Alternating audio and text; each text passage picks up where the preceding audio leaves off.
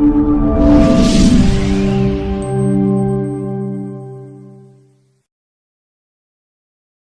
job, together with Gian Olata, Ton Mast. And I want to thank you for your outstanding dedication. And as I've told you always, Peter, as you gear towards retiring, we still have a position for you in labor movement. Don't go and disappear in your holiday home, in your home country and on your boat without remembering us. Come here, we as Cotu, we will give you a special job at our Tomboy Labor College to advise us on workers' programs, and we will keep you busy in the region. And we will also, I will ask my brother Manzi here, who is the chairman of the East African Trade Union Confederation, to spread your wings in this region. So the job is there for you, Peter. I want to appreciate Sister Monica for the good work you did, because, you know, before we revamped PANAF program 2005, there before we had a study circle program, together with the 70,000 people or Kenyans who have produced, Monica had worked out for more than 300,000 Kenyans right away from shop level, branch secretaries. Most of them are current general secretaries of various affiliates of Cotu, and they are all here, including my own EBA Assistant Secretary General. Where is Ernest Nadome? He might have left because he's traveling tonight. And Kavuvi, where are you? Leading a very giant union, including Wangara here. We have so many products of study circle program. And as I was sometimes quietly talking to our guest of honor, the stability we enjoy in the central organization of trade union and between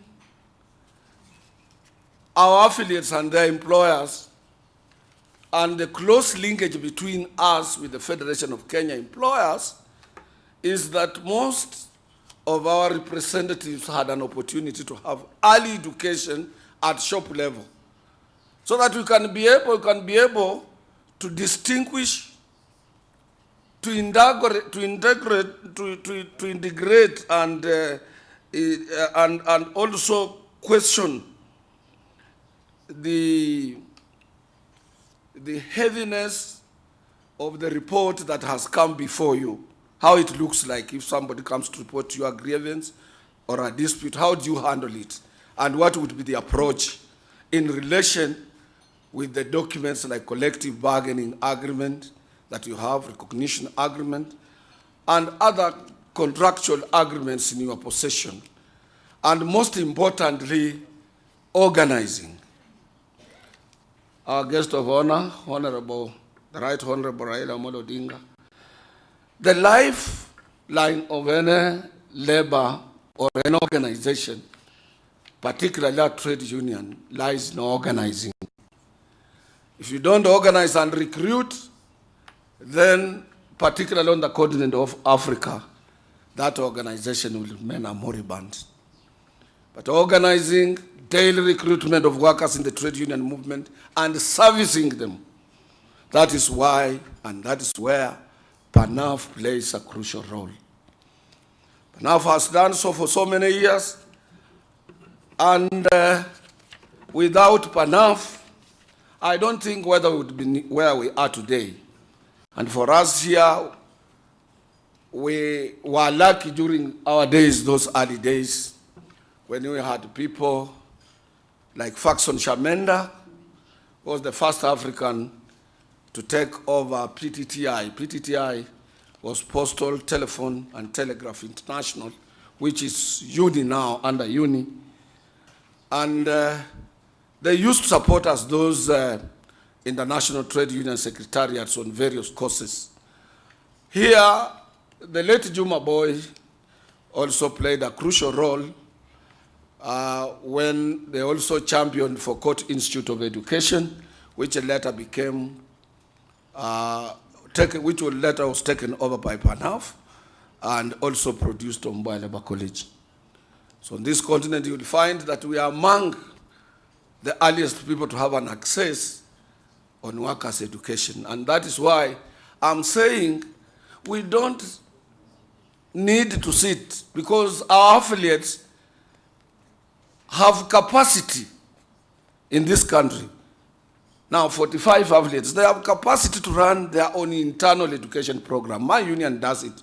That is Kenya Plantation and Agricultural Workers Union. NAT does it, I think. And commercial union equally does it. Most of the unions have education officers. So the money that the central organization would have used on education of our affiliates who are more in a better position to impart education to workers, that money we will contribute it to PANAF. And that is why, according to my mathematics, I'm not consulted Treasurer General, we can comfortably contribute $20,000 for that purpose. I don't want to take a lot of time. I want to hear our leaders talking. And I want to thank you once again. And I want also, because I will not, it's not easy also to get the guest of honor. For these few moments I've pumped into him. I want to thank him for having accepted to come and officially open this. But I want also now to take this opportunity to send him to our worker number one, who is His Excellency the President of this Republic, President Uhuru Kenyatta. Tell him that workers of this country are 100% behind his fight against corruption. And those, when it is easier, the DCI and the papers can say how money was circulating internally coming back here. And these people are still walking free. That will not augur well for us here. I can tell you, Your Excellency, I came from, I was in Turkey for a week. But I can tell you it is not Turkey I visited 15 years ago. Turkey is a different place. Istanbul, Ankara, where we were, and where all our unions are, and then in a small place called Subat, which is also coming up.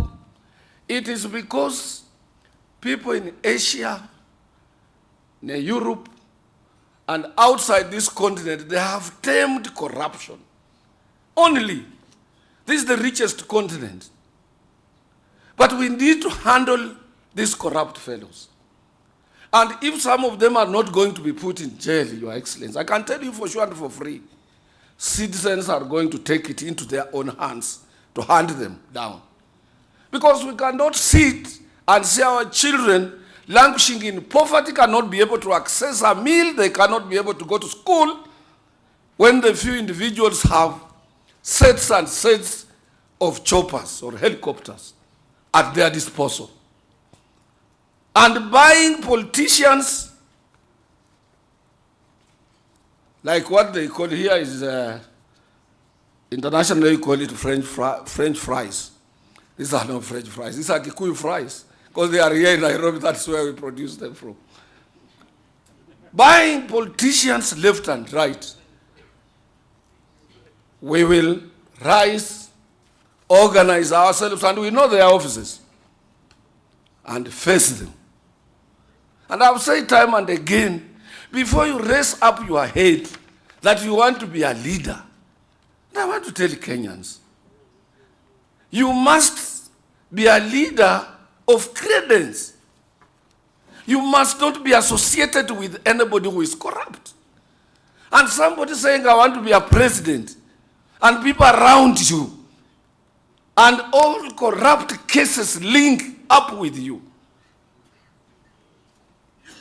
I know if he becomes a leader, I'm an elder, let him hang me first if he's a president.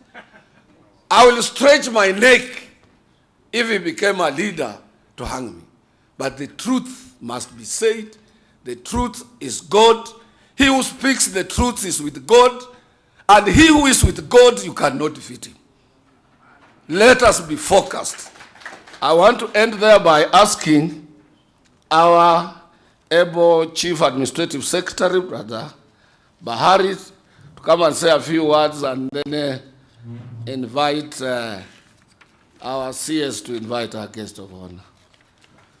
Thank you very much. And because I will not come back again, the organizers, Barasa, the rest, Njambi, Sister Monica is here. This evening, I think buses will be available here, and we will be together if I have time for dinner, which will be provided by the Central Organization of Cotu for our visiting delegates. Thank you.